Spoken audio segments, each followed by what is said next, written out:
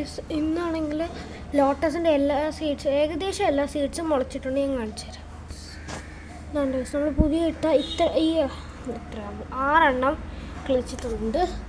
ബാക്കി എത്ര എണ്ണം ഗൈസ്, ഇതിൽ നിന്ന് ഒരെണ്ണം കേടായിരുന്നു, അത് ഞാൻ എടുത്ത് കളഞ്ഞാൽ. അപ്പം ഇതിനകത്തുനിന്ന് 6 ഇതിനകത്തപ്പം 8 മുളയ്ക്കാത്തതുണ്ട് ഗൈസ്. അത് മുളയ്ക്കാറായിട്ടുണ്ട്, അത് നാളത്തേക്ക് മുളയ്ക്കുമായിരുന്നു ഗൈസ്. നമ്മുടെ ആദ്യത്തെ ആ ലോട്ടസ് ഞാൻ മാറ്റിയായിരുന്നു.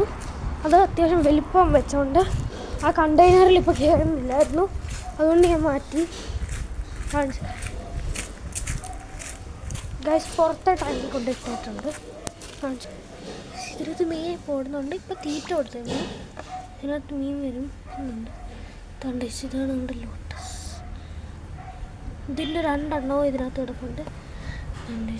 ഇവിടെ മറ്റേത് കിടപ്പുണ്ട്, ഇവിടെ ഒരെണ്ണം കിടപ്പുണ്ട്, ഇവിടെ ഒരെണ്ണം കിടപ്പുണ്ട്